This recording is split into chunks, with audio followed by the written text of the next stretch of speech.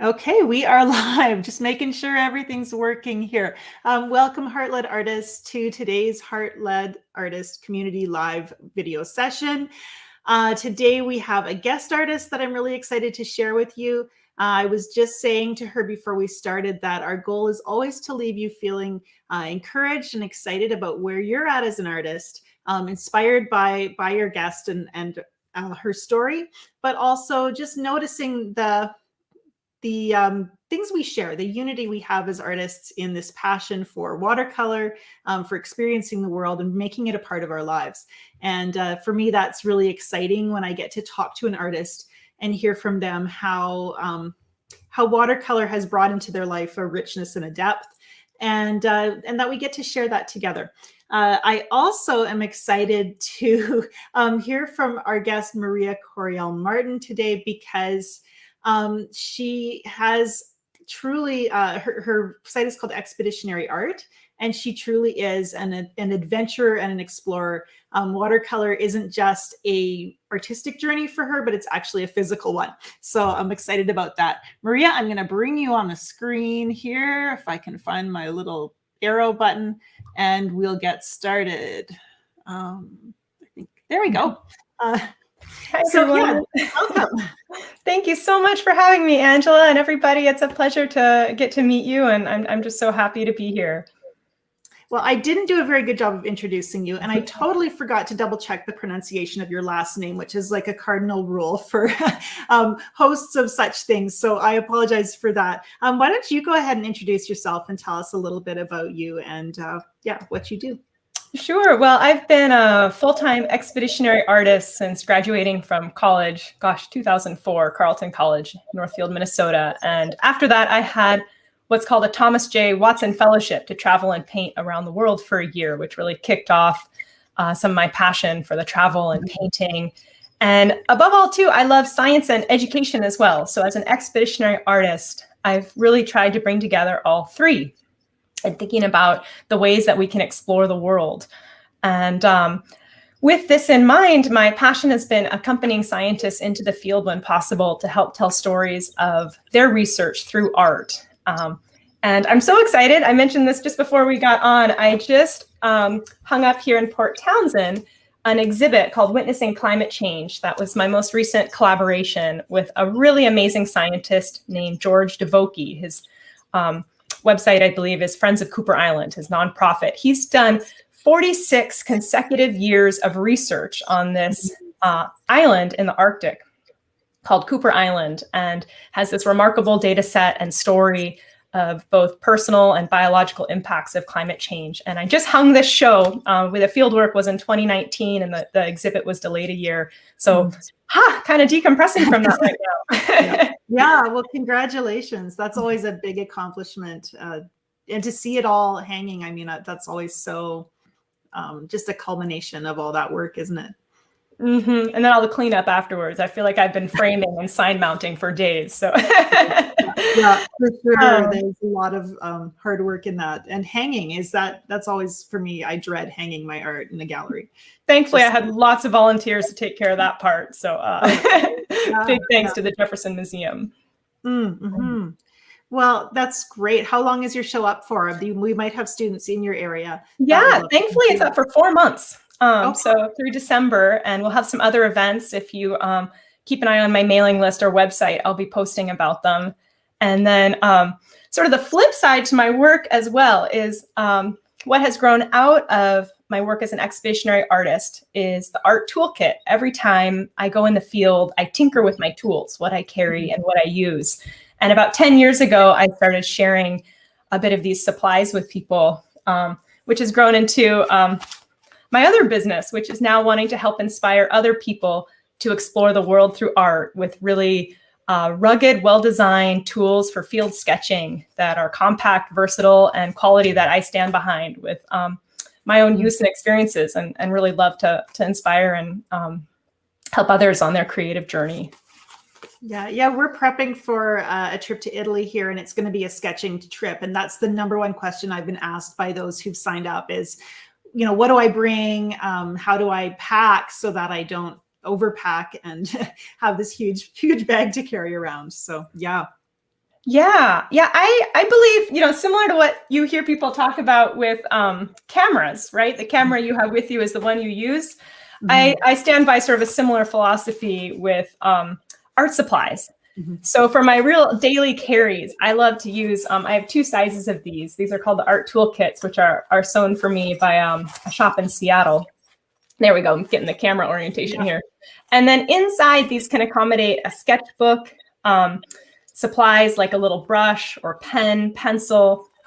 And then I've developed these really fun little tiny watercolor palettes. And I have so small. Look at that. Now these are really tiny. So I have 3 sizes now. And this is the tiniest, called the Demi, which is so cute. I mean, it truly is in my hand. And then the original, this is our standard, is about twice as big. And then we just came out this summer with what we're calling a folio, which is again about twice as big. And they're very slim. Are the little pans magnetic? How do they stay in there? They are. And here's just for reference. Here's a moleskin pocket sketchbook with the folio. Yeah. Wow. So, and they're so slim. Yeah. Yeah. So these are all magnetic. So now we offer 5 sizes of pans, so people can rearrange, fill their pans as they'd like, and design their palette. And Angela, about 1.5 years ago, I posed a math problem on my blog, on my expeditionary art blog, saying, how many various configurations of pans and do we have with these palettes? And I thought, it's just going to be in the thousands, right? Yeah. And with the help of some computer programmers and mathematicians, we found out that it's literally like 40 million.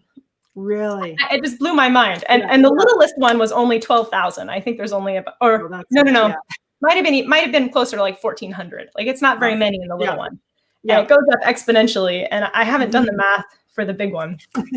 But it's so fun, I think as artists to be able to customize what we use and what we carry, because we all have different things that appeal to us, and we develop our voices the more we create art. And so that idea of, what resonates with you? What do you want to put together? Yeah. Well, and you use a lot of Daniel Smith paint. Yeah, you use Daniel Smith as well. And of course, they've got well over 200 colors. And we know we don't need that many colors, but as artists, we all have our own preferences and the palettes that we enjoy using and that fit where we are and the style of art we do. Yeah, and isn't it, color is so seductive? I mean, I'm like anyone else. I see a new tube of paint and I think, if I just had that tube of paint, paintings would be just amazing, but it's just all about the practice and the fun of it, though, isn't it? Yeah, for sure. Now you've painted as well. It's on your website. It says you've painted on 7 continents, and I'm sure we'd all love to hear a little bit about painting in Antarctica and what that's like. Yeah. I've been fortunate enough to do 3 trips down to Antarctica, and those were as artists in residence with expedition tour ships. So I was able to join as artist and do workshops. And, I think the scale of the landscape down there is really remarkable and humbling. And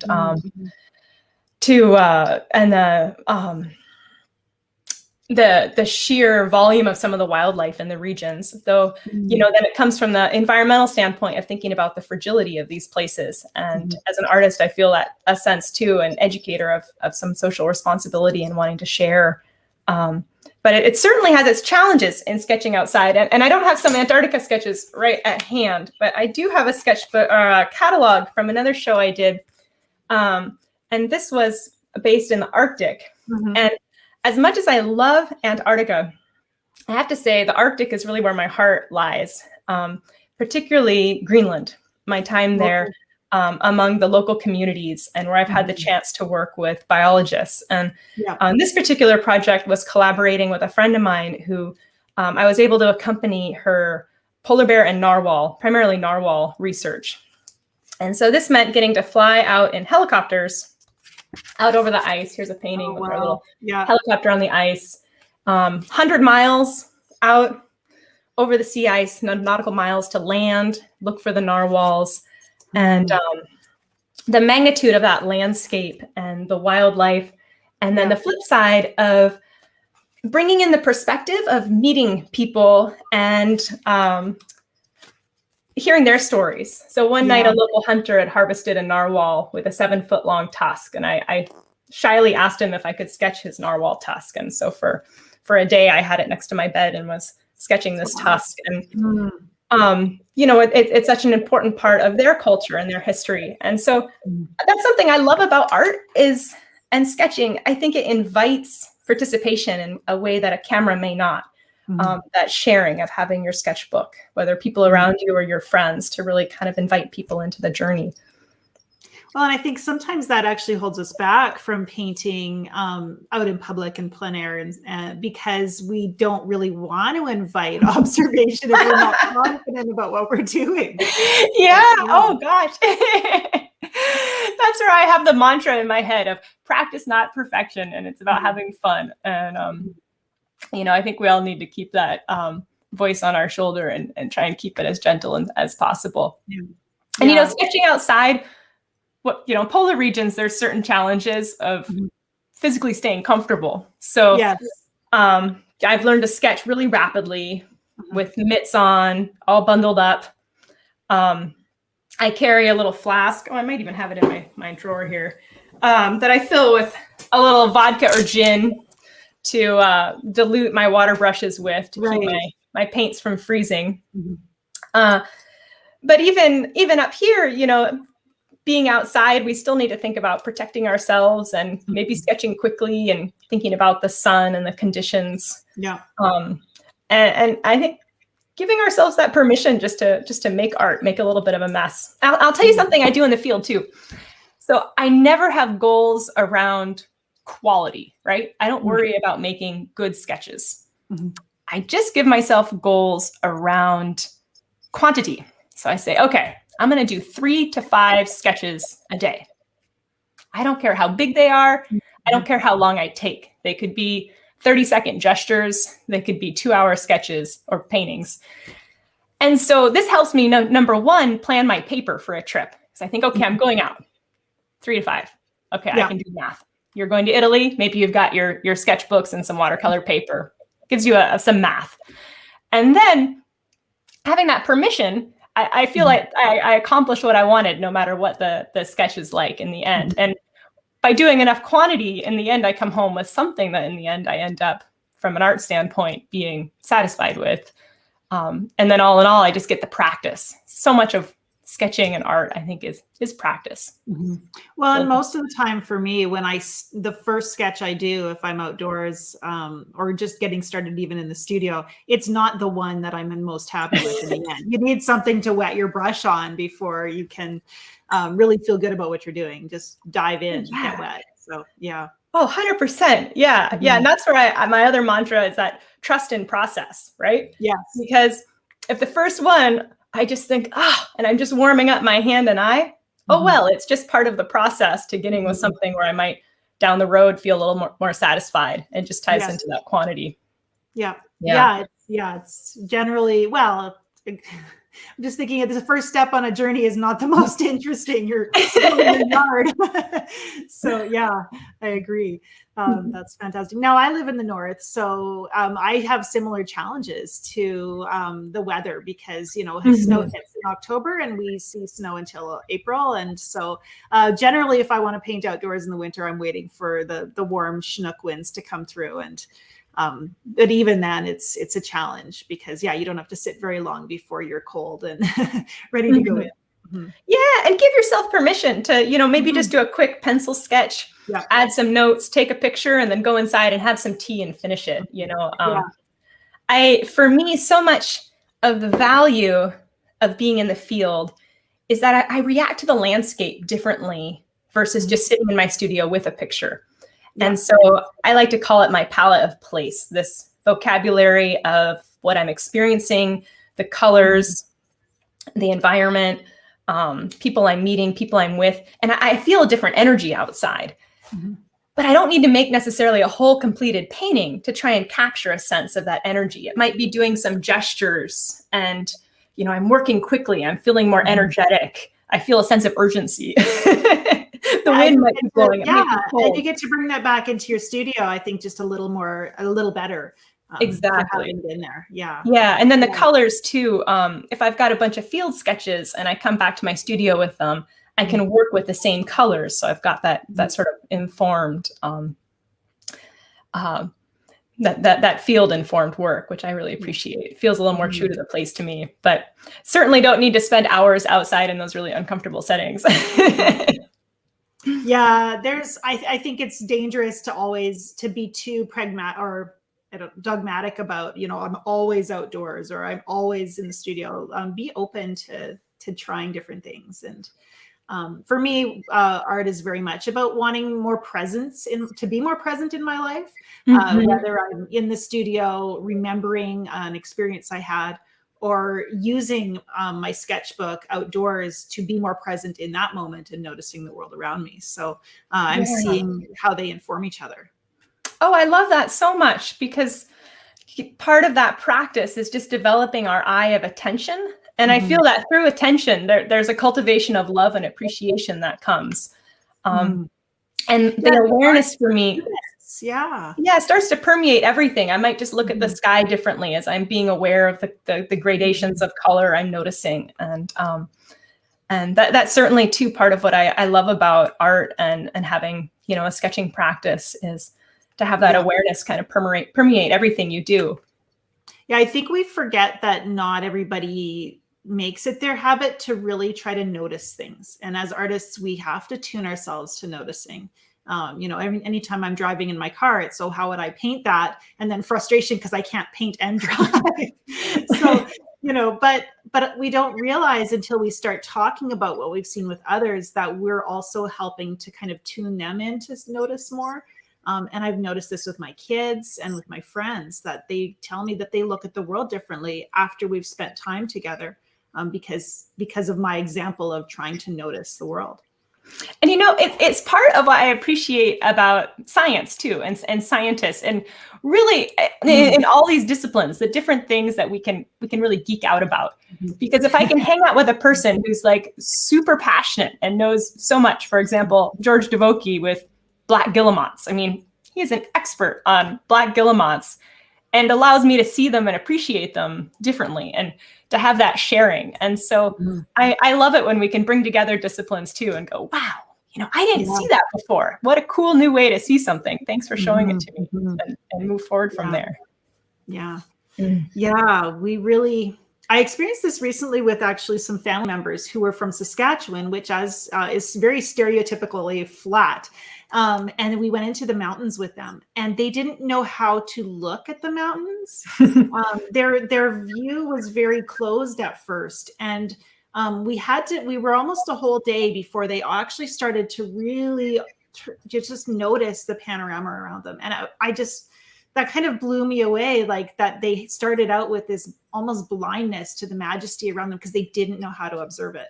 And there's just something there for how to train we know our brain translates what our eye sees. And so giving yourself that space to do that. Yeah. I've had a long time fascination too with how landscape feels a part of us. Part of that initial project I mentioned after college, this Watson Fellowship, was looking at ties to the land, how different landscapes sort of impact who we are, how we feel, and for me, my art. And I really love being in these big open places. I feel a sense of peace and a sense of being part of something bigger, where the forest can be a little more claustrophobic for me. Okay. And other people just feel so safe and comforted in the forest. Yeah. And might feel a little agoraphobic, out in these big spaces. And interesting. Based on what feels like home to us, and what we're drawn to express. Well, and when I was 12, my parents moved to Papua New Guinea, and very, very different from our Northern Canadian landscape. And, how I feel now when I go to an ocean, because we lived on the beach there for 5 years, it's just fascinating to just feel the difference in connection. I feel very strongly about my home here in BC, but then, I go to the ocean and there's this whole nostalgia of familiarity that comes in. So it's been fascinating. One thing I have found interesting is here in Northern BC, there's a very interesting tension between wanting to protect the wildlife while still wanting people to have access to the land.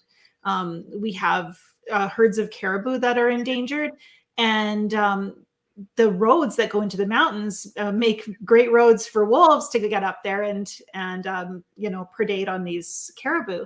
And I don't even know if that's a word. Anyhow, but it's really hard, because if you cut off people from the land, they're not going to love it. So there's this real tension there of wanting a conservation mindset in the occupants of the region while also protecting the wildlife there.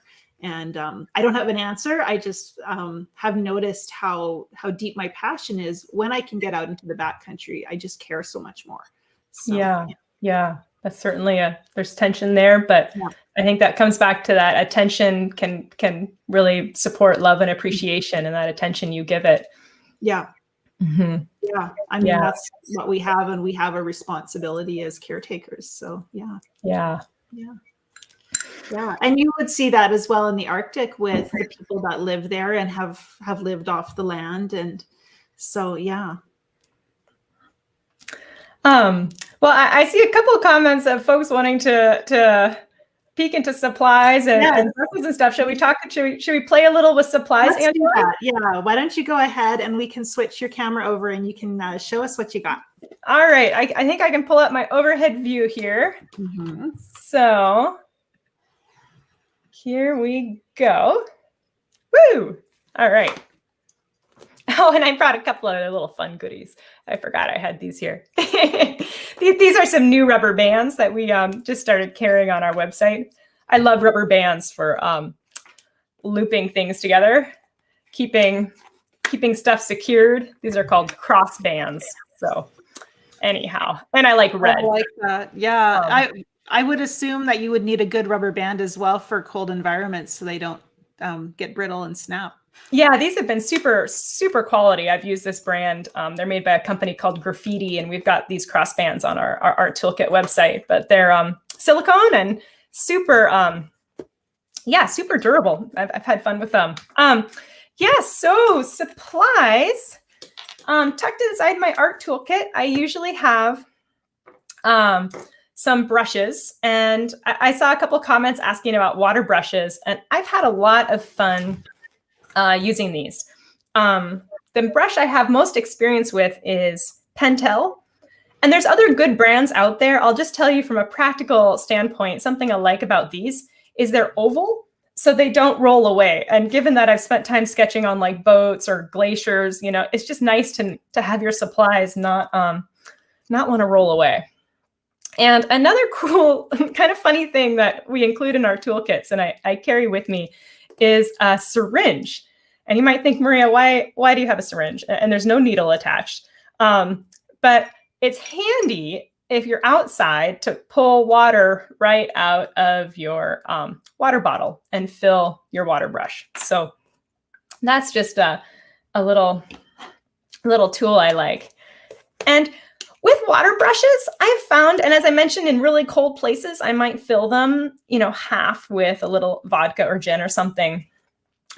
So I found it often helps just to squeeze a little bit of water out. So if I have a little mixing area on my palette, I might just squeeze a little bit. And sometimes I have little spray bottles, and I might pre-mist my colors to get them a little juicier. But once I've just got a little water, I don't actually paint and squeeze water at the same time. I'll just have it sort of prepped on my palette. And then on my page, I should get a bolder color for you here. Then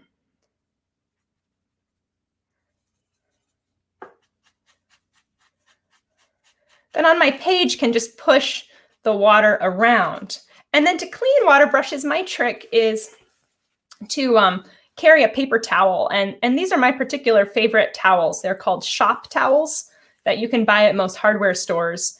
And I like them because they're like super durable. So you can even rinse them and reuse them. But they're soft enough that I can use them, straight on a paper to dab off a little paint. But if I just give my water brush a little wipe, if it's really dirty, I might squeeze a little bit of water and give it a wipe. then I'm ready for my next color. And if I have a larger area I might be wanting to paint, say a sky, then I might pre-wet an area and then go ahead and get my blue and then dive in and have those colors blend together.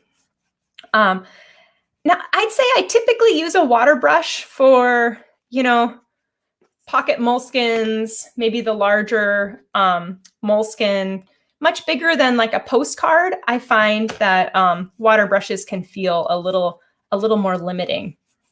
But I'd say those are two of my big tips with water brushes is one, squeeze a little bit of water into your palette and then try and, take good care of it, keep it clean, and then you can pre-wet your paper to play with blending. I'd say one thing I notice as a common sort of frustration with watercolor is that they're so sneaky. They dry lighter than when you put them on the page, right? So you might end up with watercolors where you go, oh, this looks a little faded. So I always remind myself to play with a little bit more bold colors, or at the end to make some darker colors come in and some darks. That's one of my mantras. Make your darks dark. But I'll show you some other tools before I jump too much into a demo. And if anyone has any other questions about a water brush, Angela, do you have a lot of experience using them? Is that a tool you found you enjoy? I really don't. I haven't used them much, so your tips are helping me too. Oh, good. And funny enough, I tell you, Angela, I got a little bit in trouble because I put together a little display in the museum with my field art supplies. So I gave them some of my standard carry-all stuff, and I've been reassembling a kit. Because what I don't have right at hand is my favorite collapsible water cup. But I carry one that we have on our website called an X-Shot that collapses very small. And I love to use with travel brushes. Oops, this is an older version. And so these are a really fun tool, a collapsible brush. There's lots of different brands, and I like them because they're really compact and the tips are protected. And so if I'm going out and I might have a little more time for painting, just dedicated time, or I really want a little bit more of a calligraphic mark, I might use a travel brush. And the travel brushes I have the most experience with are made by Rosemary brushes in the UK. Yeah, I have those too, and they're beautiful. Yeah, they're really beautiful. And we have a little assortment of hairs we offer in sizes. The one I'm using right now is a really nice versatile synthetic that's on the more affordable range called the R10. So it's a size 8. You can do single stroke, play a lot with dry brush, nice little tip. And I find that sometimes, you can do some of this with a water brush, but often for more calligraphic strokes and a little wider range, having an actual brush has a little bit more versatility. So I like to carry both. And again, for size and ease of carrying, these are so great. I just make sure the point is set. And then we've got some little side pockets in our kits where they tuck in or can tuck into the main pocket. So I often have 2 or 3 of these. This is another fun one. This is called their R12 dagger, which is a cool shape. It takes a little bit of practice because it's kind of in between a flat, because it's got this flat edge and then a point. So I can demonstrate just a little bit with a dagger, because these are neat brushes. So you still get these really calligraphic marks, and you can play with twisting it. Anytime I get a new brush, I really like to run it through its paces to play with as many different marks as I can make and use them a little bit creatively. Yeah, you really get to find out what they're good at. Yeah, and this dagger can get some of these more like flat marks, which you might want to use, say, if you've got like buildings. Sometimes I'll use a little flat, even kind of as a stamp to, especially if I'm doing like a city skyline or something that's a little less wilderness based. And then you can still use it a bit as a round in laying down and getting some versatility of mark. So I think that's a really fun size brush. To my knowledge, they wouldn't make any flat brushes that are travel brushes because you can't get those flat bristles into the handles. So this is probably the closest you're going to get to the mark a flat brush would make. Yeah, Rosemary's been starting. Let's see here. They've got a couple little flats. I'm not as practiced with them. Yep. This is called their R4. So you can see it's got some flexible tip and a little flat, but with field materials, I often think to myself that sort of less is more. Carry what you're really comfortable with, that'll go the farthest. And often, you know, I sort of max out my kits. So this is one, if I'm really playing, you know, or have some certain compositions in mind, I might carry. But I'd say having like a round and another point, such as a dagger and a water brush, you can go really far with a range such as these. So let's see here. I picked a few pens up too, and let's see here. Excuse me. Oh, approach to whites. Carolyn, great question. I thought I'd demonstrate a little bit my approach to sketching when I go outside, what I'm thinking about and what I look at. Because Angela, I'm not sure if you're like this too. I'm a big landscape person. And given the opportunity, I will want to sketch everything. It gets me in trouble, right? Because we don't have time. And I was once up in Greenland and spent like 3 days doing a full 360-degree panorama, drawing it out very meticulously. And we don't usually have time like that. Oh, that's fantastic. Yeah. So one is, you know, I'll spend a little bit of time thinking about composition. So I might sit out looking at the landscape and looking through a little viewfinder with my hands and doing some thumbnail sketches. The other thing I might start out on doing is something that I think is a really fun sketchbook process. And that is just taking a few minutes to look at color, where you might look at the sky and think, hey, here's some of the colors I notice in the sky. Maybe you're noticing a little bit of an ochre and some of these, you know, kind of dusty sky, ochre blues. I often see a little kind of a alizarin crimson, warmish gray in the sky. Or maybe you're looking out at some hills and, you know, seeing some pine greens.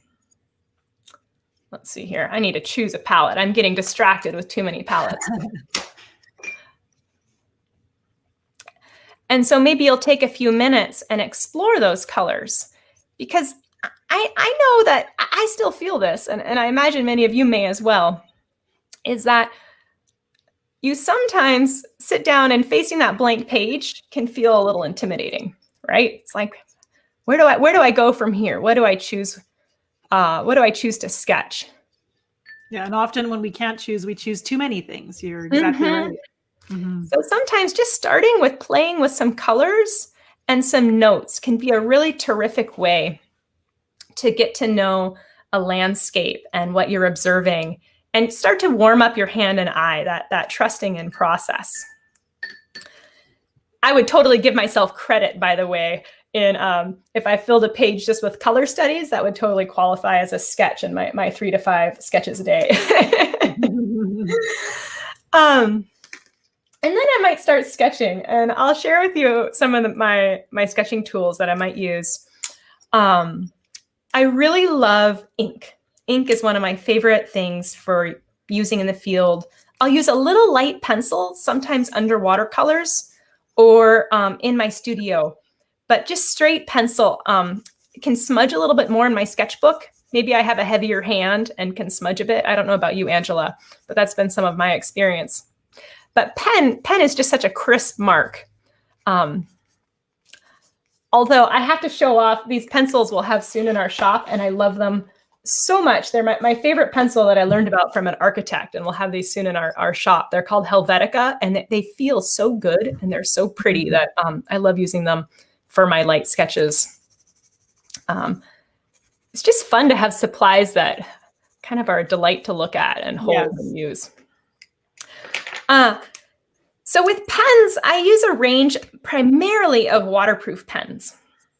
And this is one really fun one called this Pentel brush pen that, depending on the time I have, can be a really nice way to get some dynamic marks and capture some big ideas, because it's got this flexible tip, really nice black ink, and kind of a range of marks you can do. And then it dries pretty quickly. So if you want to throw some watercolor over that, it's not going to bleed. Mm. And then otherwise, I prefer, when possible, to use refillable pens. But this Sharpie pen, when I travel, I find this can be a really durable tip. This is what we include in our art toolkits, and gets a really nice fine line.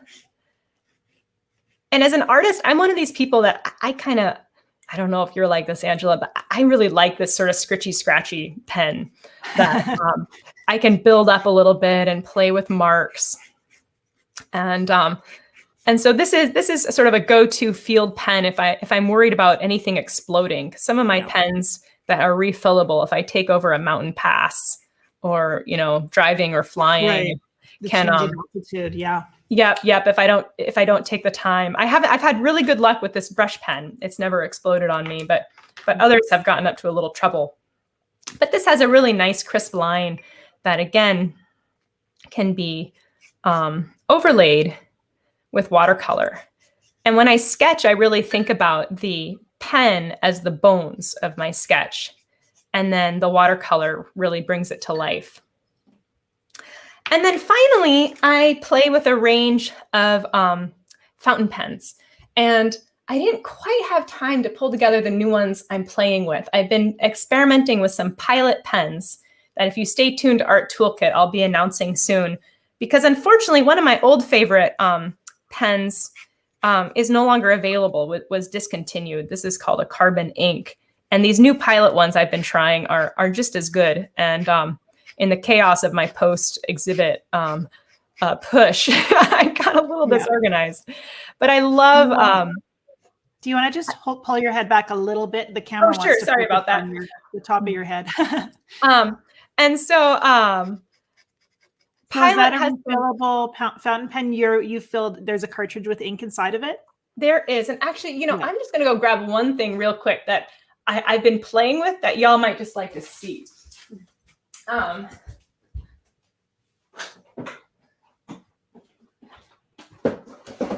I've just started buying fountain pens, and they're so much fun.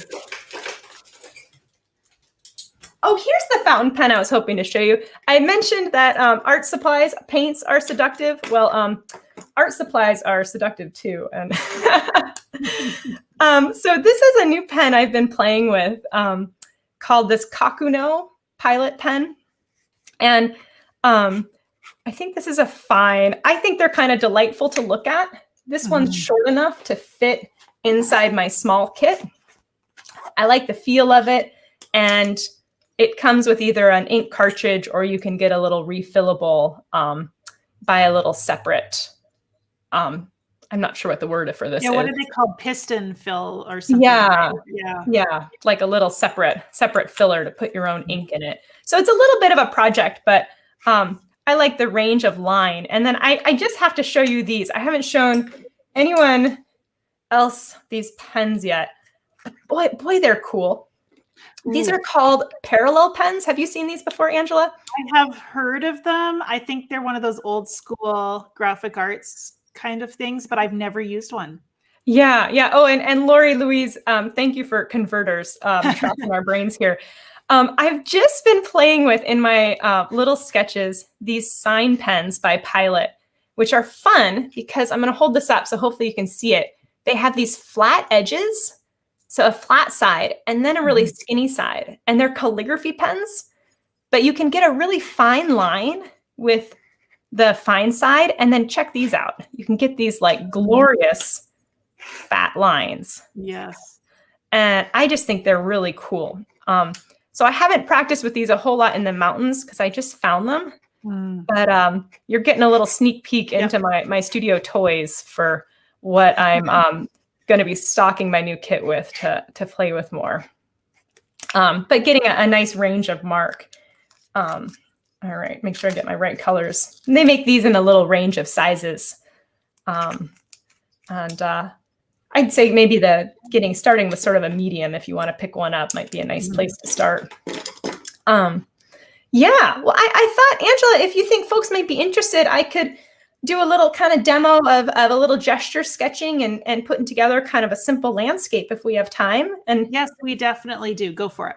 Awesome. And yeah, that's my little geek out on some supplies. And if anyone has any questions, please chime in. And, and I think we mentioned this a little bit earlier with paints, and it ties in with all other supplies too, is there's so much to be said for finding what resonates with you. I'm kind of a scritchy, scratchy pen person, and I love to build up textures. I want to come back to a good question I saw earlier about some Antarctic whites too, or snow scenes. But you may find something that you love, and kind of chasing down that impulse of what appeals to you, I think is great, because it's just part of developing our voices as artists.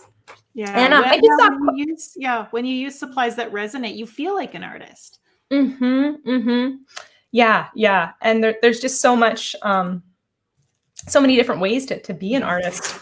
Good question about sketchbook. I think this might be just a Canson watercolor book. I use this for kind of my studio notes. And if we have some time at the end, I'll give you a little tour of a project I did for the museum. And in the field, I use a mix of Moleskine, sometimes Stillman and Byrne books that fit in my toolkits. And then I like to carry loose leaf. And, this is going to go down a rabbit hole. But I work on Gator board. I make these folios, and I might be able to follow up with a little, I don't want to get myself in trouble here. I have, Angela, maybe I'll chat a little later about these, but I make these out of Gator board with tag board and put my paper in here to carry in the field. And well, I'll have to show you what I just made recently too, because I've been fooling around with something that's portable, and I think you'd like to see it. I'd love that. That's that tinkering, and I might be able to follow up with something you can share with everyone, but I don't want to get myself into trouble right now by overpromising. And I will share one more thing though, just in front of my desk, and I have a terrific amount of paper here. I really love working on toned paper. So when I sketch, I might be bringing some loose leaf watercolor. This is just a sketch that didn't make into my exhibit, but from the Arctic, just because I didn't have room. I quite like it. Here's a little teeny tiny one, loose leaf. And here's this camp. And I love the toned paper because it starts with a middle ground and a bit of a mood already. And then I carry with me a little white gouache. I love white gouache. And that gouache can be used to bring out little highlights, whether on ice or in the sky. Here I've got little elements of the camp and on the birds. So this is, that's one of the tools I use in the field to really try and capture a sense of place quickly. And maybe what I'll do is I'll do some sketches on this toned paper. And the kind of toned paper I've discovered works well for me. There's two I use. One is Canson Mitens or Mitiente. I'm not quite sure how to say it.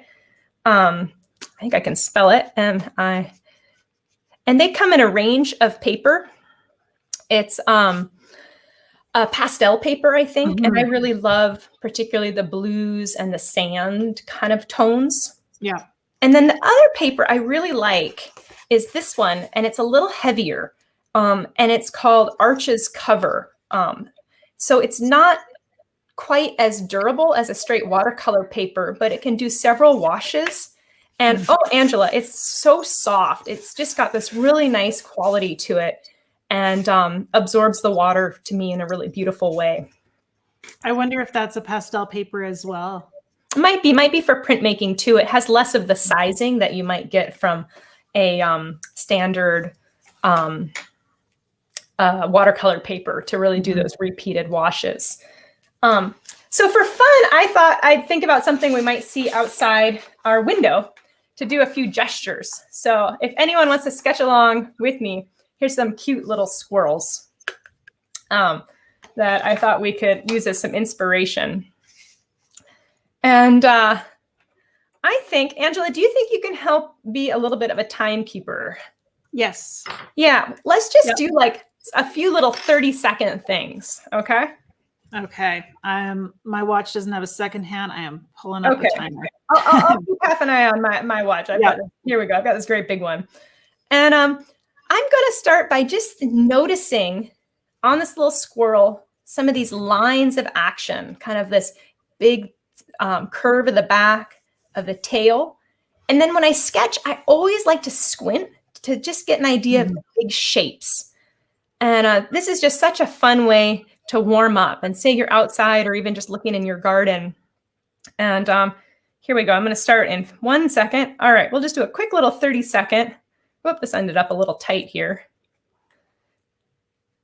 30 seconds can actually be a bit of a long time. I should have started with 10. It is. You're like 6 seconds in and you've already got a little body there. Yeah, so we've got our little body, and then I think I've got, it's only been 15 seconds. I really gave myself a jump. I'm going to get a few little details and just trying to get the big idea. And then we'll throw a little color on this for fun after we do a few, just to see what you can really do in a few seconds. All right, that was 30 seconds. Yep. And let's do another. I'm looking here down at this little guy, and I'm noticing the curve of the back. So there's this terrific line from the head to the nose to the tail, up to the feet. And here I go. I think about sometimes my pen or brush being like a conductor's baton, just dancing around the whole subject. And it doesn't matter how accurate. I'm trying to be accurate, but if I do a wrong line, a line that's out, and then I want to correct it, I just do another line right on top of that, not worrying about erasing, getting this perfect, just trying to get a sense of some of this motion. Okay. And now we've got this cute little guy at this seed feeder. And so let's put this one in, and I'm going to start in 5 more seconds. I'm going to take a little breath, roll my shoulders. And this one, I feel like I have to sketch the feeder a little bit too. So I'll get that. And let's get this little guy here, dancing my pen around. Here's that great tail, little paws going up. Sitting those little feet, that little troublemaker. Before we lived in Port Townsend, we lived in this really cute studio apartment, backyard cottage that was called Wren Cottage, up in the trees. And there was a squirrel's nest outside the window. So I spent a lot of time watching squirrels and often seeing, I'm gonna have to do one more because this is so cute and gives me a nice memory, little baby squirrels sleeping. So I might just have to do one quick little sleeping baby squirrel here. All right, one more little 30-second. Then we'll add some paint and bring this page together.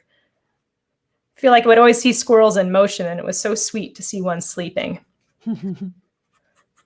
So ink is the bones. Watercolor is going to bring it to life. We'll just make that a real quick one. All right, let's throw some color on this. I'm going to cap to my pen. Now, if I'm outside, maybe that squirrel ran off, but maybe I've just got kind of a mental snapshot of what that squirrel looked like that I can use for some inspiration. And on these little palettes, if they need to be cleaned, my trick is to dampen my brush and then take a little towel and wipe it clean. If every once in a while I sort of overhaul my palettes because some paints can stain more. Like phthalo colors, boy, those, you put a little phthalo on your paper or palette and it'll really be hard to get off. So you can use a little Mr. Clean magic eraser or even like a white plastic eraser, and that'll really clean that up. Let's throw on, just put a tiny bit of gouache down for that little squirrel tummy.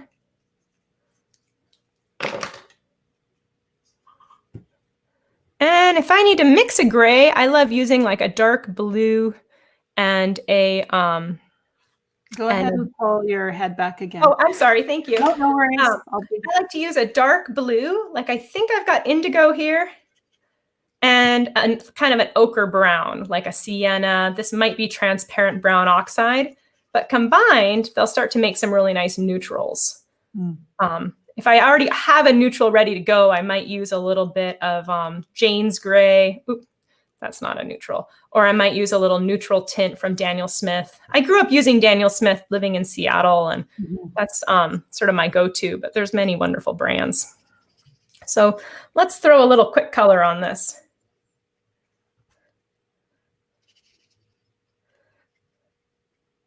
So we know it's got a little ochre. Just using my water brush. And already a little bit of color is starting to give this some more dimension. And it's no longer just pen scratches on my paper. Kind of using my brush to express some of the fur. I always encourage everybody to finish their sketches. Like, let's say you didn't have time to finish a painting outside or even finish a painting in your studio. Go ahead and give it the opportunity to see it through, see a painting through.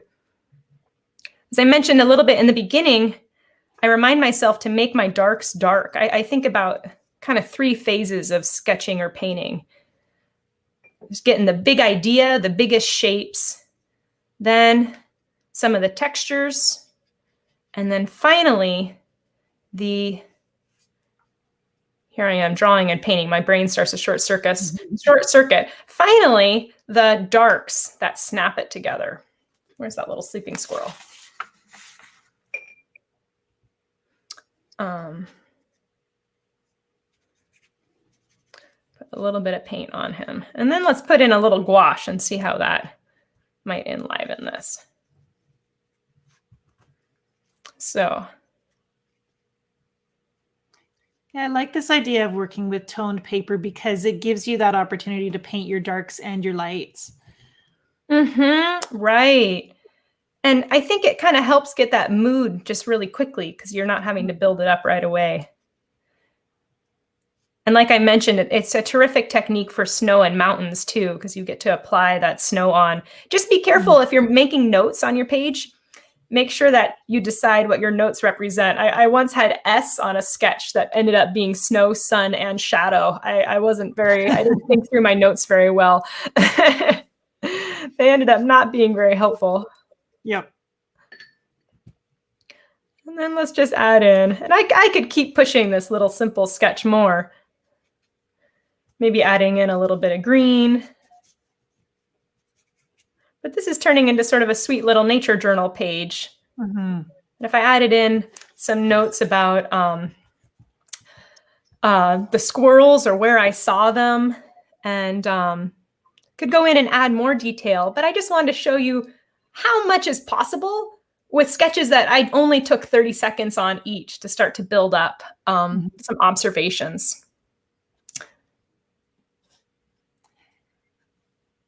That's actually one of the things that has helped me the most is just keeping an idea of time. It's if I do a value study and it only takes me 2 minutes, it's much more approachable than thinking, oh, I have to do a value study again. It's like, oh, I'll spend 2 minutes doing this and it will benefit my painting. Oh, absolutely. And, I think that starting with some gestures can be really fun too, because it can build your confidence in just knowing what you can get done in such a quick time. Sometimes art or sketching can feel a little intimidating getting that time started and like, wow, I can do a lot in 5 minutes.